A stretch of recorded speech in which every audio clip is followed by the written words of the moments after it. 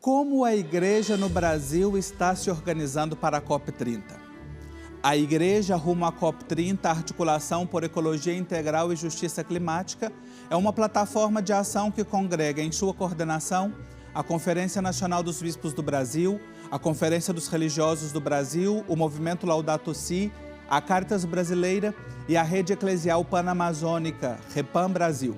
Inspirada na encíclica Laudato Si, essa articulação reúne instituições, comunidades, lideranças que querem fazer a diferença, com coragem, esperança e compromisso com a casa comum.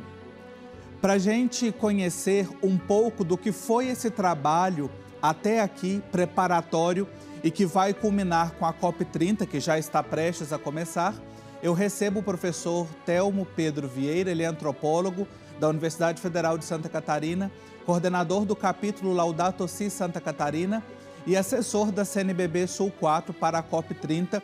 Esteve muito aí envolvido nesses processos que nós estamos falando e que vamos conhecer um pouco mais hoje. Professor Telmo, que satisfação tê-lo aqui no nosso programa, seja muito bem-vindo. Eu que agradeço, Marcos, o convite para poder falarmos aqui um pouco sobre a COP30. Estamos à vésperas da COP30 e é importante que o povo de Deus, todos nós, cristãos ou não, tenhamos consciência de que esse processo é muito importante, não só para nós, mas para toda a humanidade. Excelente. Professor, eu queria começar, eu mencionei aqui na introdução que temos uma articulação bastante ampla com vários organismos. De que forma essa articulação, que eu mencionei aí, a CNBB, a CRB, a Caritas, o Movimento Laudato Si, entre outros, como é que ela está organizada para atuar durante a COP30, pensando no evento que já se aproxima? Na verdade, a organização, através da CNBB, que capitaneou esse processo, foi criada uma secretaria executiva e que envolve esses atores todos que você citou. E a partir de 2024, nós começamos a preparar a igreja, no sentido amplo, aí, as regionais, para estarmos participando da COP30 em Belém. O que nós fizemos nesse período? A CNBB, à frente disso tudo. Foi feito um processo de letramento de uma equipe de preparação e depois foi desencadeado um processo de pré-COPs por todo o Brasil. Realizamos 5 grandes pré-COPs que envolveram aí os regionais, todos os regionais do Brasil, e foi um grande momento para a história da igreja recente, principalmente nessa perspectiva de uma ecologia integral, a reunião desses regionais para pensarmos como a igreja do Brasil poderia ter uma incidência, uma incidência que levasse a comunidade católica e a todos, a uma maior inserção nesse mundo das mudanças climáticas. Então, foram realizados 5 grandes eventos em cada região, macro-regiões, e desses eventos foram tirados cartas, compromissos a partir das realidades locais, que foram encaminhados para a CNBB, e dali para a CNBB vai ser encaminhado para os outros organismos da Igreja, CELAM, Vaticano, enfim. Nós não podemos esquecer que a Igreja, a partir de 2022, Marcos, ela passou a ter um papel diferente, uma incidência diferente, um status diferente nas COPs, nas conferências, porque a partir de 2022, o Papa Francisco, ele assinou a Convenção Quadro das Nações Unidas para Questões Climáticas e também assinou o Acordo de Paris. Então, nós deixamos de ser meros observadores, a Igreja, e passamos a ter voto e um status de negociadores.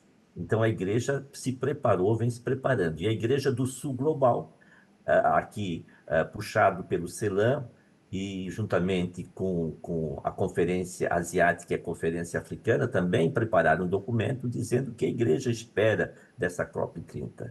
Tudo isso partindo de pano de fundo, tendo como pano de fundo a encíclica Laudato Si do Papa Francisco de 2015.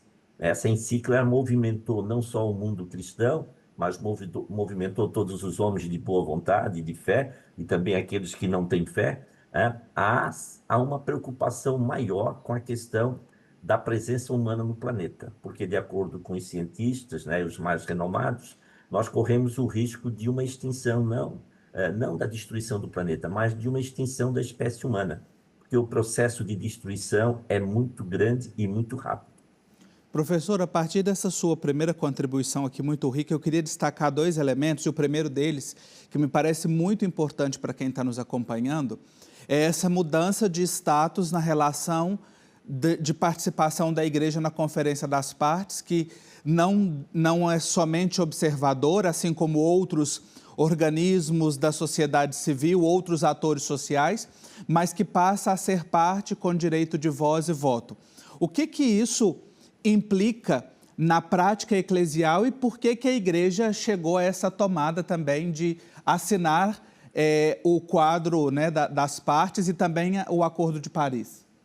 Eu vou começar, Marcos, citando uma frase do Papa Leão XIV. Ele disse o seguinte, agora no dia 1 e 2 de outubro, né, nós tivemos um grande encontro lá no Castelo Gandolfo, que é sobre espalhando esperança. Ele disse o seguinte, é preciso passar dos discursos ambientalistas a uma conversão ecológica. Então, o que a Igreja pretende? A conversão aqui é no sentido de uma conversão integral. Não mais uma conversão só espiritual, mas uma mudança de vida. Mudar a nossa relação com Deus, mudar a nossa relação com os homens, mudar a nossa relação conosco e mudar a nossa relação com a natureza. Esses quatro elementos, essas quatro mudanças, esses quatro processos de conversão, formam aquilo que nós chamamos de conversão integral. Então, a Igreja, a partir dessa visão, o Papa Francisco adaptou o Vaticano, adaptou o Estado do Vaticano para que ele pudesse assinar essa Convenção Quadro e também pudesse assinar o Acordo de Paris, porque não é simplesmente querer assinar, tem que mudar as políticas, porque não podemos esquecer que o Vaticano é um Estado, né? As políticas internas do Vaticano, os processos de diminuição de emissões de energia à base de carvão, do petróleo ou mesmo do gás, né, fazer essa transição para energias renováveis. Então, o Vaticano se adaptou, conseguiu ser aprovado e assinou esses tratados. Então, com isso, o que nós queremos? Queremos uma igreja que, estando na COP, possa, a partir desses documentos, principalmente da Laudato Si, levar essa conscientização, né? Uma conscientização que parte do nosso cuidado com a criação. E se nós prestarmos atenção nas últimas falas do presidente da COP30, que vai ser no Brasil, numa dessas suas cartas que ele emitiu para todos os chefes de Estado, ele disse que essa COP vai seguir a linha pensada e muito próxima do que o Papa Francisco lançou através da Laudato Si. Então, nós já temos uma marca nessa COP, né? A gente não pode esquecer que as COPs, na verdade, são convenções, são encontros que muitas vezes não atendem às nossas expectativas. A gente sai frustrado dessas COPs. Mas o que a Igreja pretende? A Igreja pretende, nesse momento, né, onde todo o planeta está voltado para a COP30, criar um momento de conexão, de letramento, um momento de levar essa esperança, porque diante da realidade que nós estamos vivendo socioambiental, nós ficamos muito, muito pessimistas, né? E nós não podemos perder a esperança. E aqui eu busco a frase de Paulo Freire, quando ele cria o verbo esperançar. Esperança não é esperar, mas esperançar é fazer algo para que as coisas mudem, tá?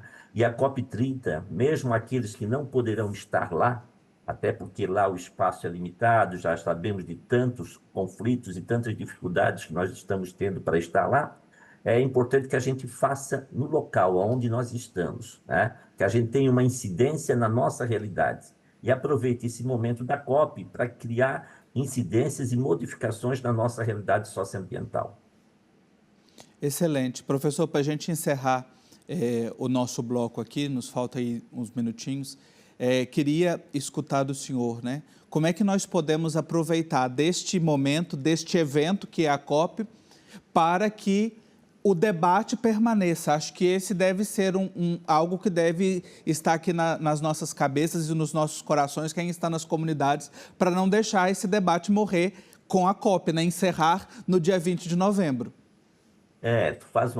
A tua pergunta é muito boa, porque ela vem ao encontro de um grande desafio nosso na igreja. Nós tivemos a campanha da fraternidade, e as campanhas terminam sempre no domingo de Ramos. É uma dificuldade fazer com que as Sim. campanhas elas aconteçam durante o ano todo. Então, esse ano é um ano muito rico. Nós temos aí o Jubileu de Esperança, nós temos os 800 anos do Cântico das Criaturas, nós estamos tendo aí a COP30 e tivemos a campanha da fraternidade. Não é por falta de opção que a igreja vai deixar de trabalhar. Eu creio que a maior dificuldade é sensibilizar as nossas paróquias, é sensibilizar os nossos regionais, é sensibilizar o povo de Deus nas mais diversas pastorais. A questão ecológica, a questão da ecologia integral, ela não pode ser tratada como um grupo à parte, ela é transversal. Todos nós temos responsabilidades com as questões socioambientais. Não é só os ambientalistas, não são só os ecologistas, todos nós fomos chamados, né, pelo batismo a sermos cuidadores desse planeta, desse jardim da criação. Basta nós olharmos o relato da criação, lá no Gênesis, vamos perceber que o primeiro pedido que Deus nos faz é que sejamos guardiões. Tá? E nós não podemos amar o Criador e não amar as criaturas. Isso é um contrassenso. Tá? Então, nós somos chamados. Então, nós temos que desarmar os nossos espíritos no sentido de que pensar meio ambiente não é ser comunista, não é ser de esquerda, não é ser de direita, é ser cristão. Ser cristão comprometido com aquilo que Deus nos pediu. Ser cristão comprometido com a vida. Ser cristão comprometido com as gerações futuras. Nós temos um problema seríssimo, porque do jeito que o planeta vai, nós estamos ultrapassando pontos de não retorno, como a perda dos corais, que agora ultrapassamos um ponto de não retorno. A Amazônia está próxima de um ponto de não retorno. Então, nós temos esse compromisso. Nós necessitamos da flora, da fauna, da natureza para sobrevivermos. E o homem explora de forma irresponsável. Tá? Nós estamos assistindo à corrida pelo petróleo na Amazônia. É um contrassenso. Em plena COP, estamos às vésperas de uma COP. A COP21 de Paris pediu que os estados, países, né, parassem ou diminuíssem a produção de petróleo, porque é um combustível que afeta diretamente a camada de ozônio, a camada do efeito estufa, através do CO2, e aquece mais o planeta. E quanto mais quente, mais rápido o planeta corre o risco de perder a sua população. Então, a espécie humana. Então, precisamos ter essa consciência que ultrapassa as ideologias. Né? Ela está no centro da nossa vocação enquanto cristão. Nós precisamos ter muita consciência de que a continuidade desse planeta depende da nossa ação. Com essa mensagem contundente do professor Telmo Vieira, a gente vai fazer um intervalo bem rapidinho e já já a gente continua essa prosa sobre a participação da Igreja no Brasil na COP30. Até já. A gente está de volta com o nosso programa Igreja Sinodal. Já estamos às portas da COP30 que acontece em Belém do Pará a partir do próximo dia 10 de novembro. E a Igreja, claro, participa desse debate, leva propostas. A gente está conversando hoje com o professor Telmo Vieira. Ele é antropólogo lá da Universidade Federal de Santa Catarina, integra o capítulo do movimento Laudato Si Santa Catarina e está muito envolvido nesses processos. A gente já pôde escutá-lo no primeiro bloco. E antes de seguir com o professor Telmo, eu tenho um convite para você que quer rever todos os nossos programas, incluindo os programas que a gente já tratou sobre o tema da COP. Basta você buscar no YouTube, @Igreja Sinodal. Daí você pode rever, acompanhar esse debate, compartilhar e, claro, vamos juntos evangelizando e aproveitando desses espaços para formar-nos como pessoa e para formar-nos como comunidade igreja. Professor Telmo, um ponto que eu disse no primeiro bloco que queria tratar com o senhor, a partir dessas 5 pré-COPs que foram realizadas nas macro-regiões do nosso Brasil e que seguiu uma metodologia própria e que puderam tratar e escutar também as comunidades.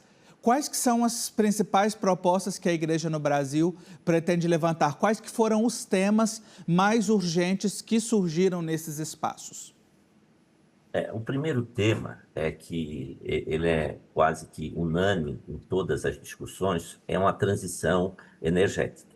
Nós dependemos muito dessa transição, sairmos dos combustíveis fósseis para uma energia renovável e que não crie tanto impacto. Nós no Brasil, Marcos, nós temos alguns problemas pontuais. O Brasil tem aí vários biomas e nós temos alguns biomas que são os biomas que sofrem mais degradação por ações antropogênicas, ações do homem, né? Nós temos a questão do bioma da Mata Atlântica, que é um bioma que desde o seu início até agora só sobra 11% da mata, 11 a 12%. Nós temos a Amazônia, que é um problema seríssimo, que nós temos que precisamos resolver de forma pontual. Então, nós temos alguns problemas que precisam ser equacionados, né? E aqui, a partir desse levantamento das pré-COPs, nós também pensamos em justiça ambiental, em justiça socioambiental. Nós temos que lutar muito para aqueles povos, e aqui também no Brasil, principalmente aqueles que vivem à margem do processo de inclusão, os ribeirinhos, os povos originários, a população de periferia, eles sofrem muito a injustiça socioambiental, porque eles são os que menos produzem gases de efeito estufa, mas são os que mais sofrem com os eventos extremos. Então, a igreja pensou primeiro nesse processo de transição, né, deixarmos e lutarmos para que isso aconteça, e depois também trabalharmos a questão da justiça socioambiental em toda a realidade brasileira e também planetária. Hoje nós temos aí em torno de 70, 80 milhões de pessoas que já vivem problemas de deslocamento por causa das questões climáticas, né? Então, isso é um desastre, né? E a tendência é ultrapassarmos, chegarmos, se colocarmos, computarmos nesse grupo aí, o pessoal, o refugiado deslocado por questões de guerra, nós vamos chegar a 150 milhões.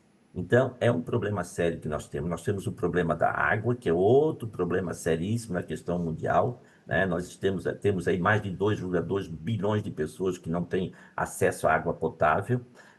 Então, é uma série, né? São uma série de problemas, de dificuldades que a igreja, não só a igreja aqui do Brasil, mas a igreja, vamos tomar por análise aqui, a igreja do sul global, os asiáticos, os africanos, são os que mais sofrem, né? São os que menos poluem, mas os que mais sofrem. Então, essa é uma preocupação universal da igreja. Nós não pensamos só aqui na realidade brasileira, mas pensamos numa realidade global, né? Nós temos muitas dificuldades que os nossos irmãos estão sofrendo e nós temos que fazer alguma coisa.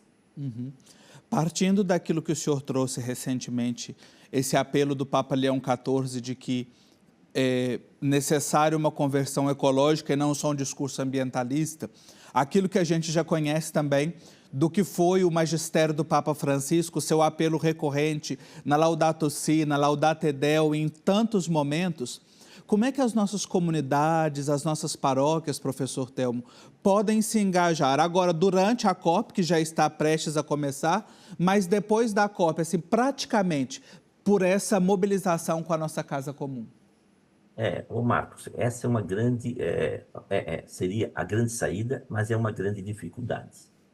Tu deves ouvir muito, que a gente escuta, né, que tem muitas comunidades que não aceitam tratar de questões ambientais. Isso reflete tanto nos párocos, nos padres, em bispos, né, que muitas vezes têm uma certa resistência, acham que a igreja não deveria estar se preocupando com isso. Então, quando o pastor não toma essa iniciativa, quando a liderança eclesial não toma essa iniciativa, fica mais difícil. Mas nós temos as pastorais sociais que têm avançado muito, né? E nós temos que aproveitar esse momento da COP, quem sabe, para promovermos algumas ações que levem a refletir. Não precisam só ser de incidência. Nós podemos fazer um terço ecológico, nós podemos fazer uma adoração, podemos fazer uma vigília pela terra, nós podemos criando espaços de reflexão, espaço de mobilização. Nós podemos usar os grandes eventos da igreja que nós temos, que são eventos procissões, festas, enfim, para levar o tema da questão ambiental. E, a partir daí, formarmos grupos de ação. O cristão, o católico, ele acha muito que ele só tem que agir dentro da igreja. E essa é uma grande dificuldade, porque nós fomos batizados para sermos profetas, mas profetas aonde nós estamos agindo, no serviço, na escola, lá. Dentro da igreja já tem as pastorais e o padre. Nós não estamos ali, nós temos que entender que nós recebemos essa missão de sermos sacerdotes, profetas e reis, como os padres receberam. Então, nós temos o nosso papel, nós não somos aqui desculpa a expressão, empregados da igreja. Nós somos missionários da igreja. Nós recebemos isso como um dom de Deus. Então, e nós temos que fazer isso na sociedade, não é só dentro da igreja. Dentro da igreja é muito fácil tu falares. O importante, o difícil é tu estar lá no meio político, participar dos conselhos de saúde, de meio ambiente, de desenvolvimento, do idoso, enfim, da educação, e ali ser cristão. Lá no emprego, na comunidade, no esporte. Então, esse é o nosso papel. Não vai ser fácil, nunca foi fácil. Ninguém disse que ia ser fácil. O Papa Francisco nos alertava tanto na Laudato Si como na Laudato Deum, essa dificuldade, mas nós temos que fazer, como batizados, como esse compromisso. Nosso compromisso, ele exige que a gente reze, que a gente participe da vida eucarística, que participe de toda a vida eclesiástica, que a gente estude, que a gente tem que entender os processos, os documentos, doutrina social e compreenda a igreja, e que a gente tenha uma ação transformadora, uma prática. A igreja sinodal é aquela que não fica dentro da sacristia. Ela caminha, mas caminha com quem? Com aqueles que sofrem, com aqueles que estão à margem da sociedade. Essa é a igreja sinodal. Então não adianta falarmos em igreja sinodal se nós não conseguimos fazer nada fora da igreja. Então é muito fácil ser sinodal dentro da igreja, mas esse não é o nosso papel. E, professor, a gente já está partindo aqui também para a reta final do nosso programa, e eu não queria deixar de tocar nesse assunto. O senhor falou aí de um tema, né, da transição energética como um tema não só da igreja, mas que a gente tem ouvido nos principais debates aí, nas mensagens nesta pré-COP, que vai ser um dos temas mais tratados. Mas quem está lá em casa, quem está nos acompanhando, fala assim, nossa, o que é esse negócio de transição energética? Isso está tão distante. O que eu, enquanto sujeito, enquanto membro de uma comunidade, posso fazer para contribuir com essa transição energética? Obrigado pela pergunta. A gente tem que traduzir a nossa fala, muitas vezes acadêmica, né, para uma fala mais coloquial, né? Na verdade, nós, enquanto cidadão comum lá em casa, nós temos que, primeiro, cuidar do nosso microsistema, que é da nossa casa, né? Então, nós temos que fazer economizar luz, energia, que é um grande, né, consumir menos. Nós não podemos ver um Black Friday, não podemos ver um dia do consumidor que a gente corre para consumir, muitas vezes nem precisando das coisas. Fazer uma reciclagem, né? Isso é importantíssimo, isso é básico, né? Uma compostagem para aqueles que possam, né? Reduzir um pouco quantos televisores nós temos dentro de casa, né? Muitas vezes nós temos 2, 3 televisores na cozinha, na sala, no quarto. Não há necessidade de tudo isso. Eu digo que, para nossa contribuição, nós temos que seguir o exemplo de São Francisco de Assis, o exemplo da simplicidade, da minoridade franciscana. É sermos mais simples. Nós não precisamos demonstrar riqueza. Nós temos que ser mais e ter menos. Nós temos que ter essa capacidade de ver que não é o status que nos faz diferente, é o que nós somos que nos faz diferente. Então, se a gente consome menos, se a gente tem uma vida mais simples, a gente não precisa esbanjar, não precisa aparecer, não precisa mostrar as nossas riquezas, né? É um problema simplesmente de estilo de vida. E daí eu vou estar contribuindo. Porque se eu consumo menos plástico, nós estamos consumindo menos petróleo, menos na indústria petroquímica. Se nós consumirmos menos energia, nós estamos economizando aí as termoelétricas, as hidrelétricas. Então, uma coisa vai levando a outra, né? E é muito simples, nós temos que dar valor para aquilo que está próximo de casa, próximo da nossa família, agricultura familiar, as pequenas feiras, né? Comprar produtos não industrializados, pensar muito quando for comprar se há necessidade, se eu preciso disso, se isso é importante, porque, queremos ou não, com esses dados a gente vai criando uma cultura do desperdício, do descartável, né? Nós tomamos água em garrafinha d'água não dura 15, 20 minutos na nossa mão. Quantas garrafinhas nós jogamos fora? Estamos com um problema seríssimo de plástico no mundo. Então, são detalhes que a gente vai observando no dia a dia e vai transformando a nossa realidade. E detalhes que fazem muita diferença para a nossa casa comum e para o futuro e para o presente também. Professor Telmo Vieira, que satisfação recebê-lo e escutá-lo neste programa. Muito obrigado pela sua contribuição e por nos ajudar neste caminho rumo à COP. Obrigado, querido. Obrigado, Marcos. Estarei lá na COP. Se precisarem de alguma coisa, poderemos fazer aí, conversarmos um pouco, né? Fazermos um link aí para trabalharmos e ver o que está acontecendo por lá. E, quando precisar, estou à disposição. Muito obrigado pela oportunidade. Paz e bem a todos. Paz e bem. E a você que nos acompanha também, obrigado pela sua companhia no programa de hoje. Na próxima semana, a gente vai conhecer a posição da Caritas Brasileira, que integra essa articulação, mas que lançou um documento também de cara à COP30. A gente vai conversar sobre esse documento no próximo programa. Espero você. Até lá.